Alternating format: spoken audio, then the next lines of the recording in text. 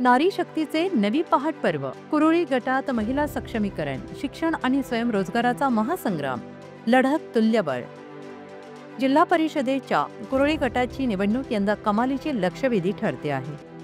राजकारणातील समीकरण तर बदलणारच, पण आता नारी शक्तीच्या रूपाने गटविकास आणि महिला सक्षमीकरणाच्या मुद्द्यांवर आधारित नवी पहाट पर्व सुरू होणार आहे। बदलती समीकरणं, प्रबळ एंट्री। राष्ट्रवादी काँग्रेसचे उपाध्यक्ष निलेश थिगळे यांच्या पत्नी इंदिरा थिगळे यांनी कुरुळी गटातून प्रबळ दावेदारीने निवडणुकीच्या रणांगणात एंट्री केल्यामुळे येथील लढत तुल्यबळ बनली आहे।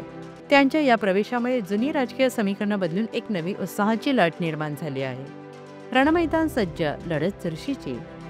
या निवडणुकीत भोसरीचे आमदार महेश लांडगे यांच्या पत्नी पूजा लांडगे, सेवेकरी सोशल फाउंडेशनचे संस्थापक अध्यक्ष सुधीर मुंगसे यांच्या पत्नी विनया मुंगसे, राष्ट्रवादीचे उपाध्यक्ष निलेश थिगळे यांच्या पत्नी इंदिरा थिगळे यांच्या रूपाने 3 तगड्या महिला इच्छुकांमुळे निवडणुकीला एक अनोखा आणि चुरशीचा रंग मिळाला आहे।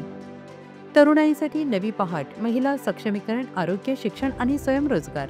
या निवडणुकीत केवळ राजकारण नाही, तर महिला सक्षमीकरण, आरोग्य सुविधा, गुणवत्तापूर्ण शिक्षण आणि स्वयंरोजगार निर्मिती हे प्रमुख मुद्दे गाजणार आहेत। विशेषतः इंदिरा थिगळे यांच्यामुळे महिला सक्षमीकरणाचा मुद्दा केंद्रस्थानी आलेला आहे।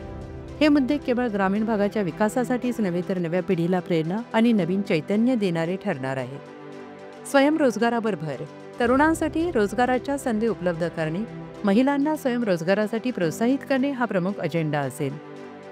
उत्तम आरोग्य आणि शिक्षण, गटातील प्रत्येक नागरिकाला उत्तम आरोग्य सुविधा मिळणे आणि शिक्षण क्षेत्राचा कायापालट करणे यावर लक्ष केंद्रित केलं जाईल।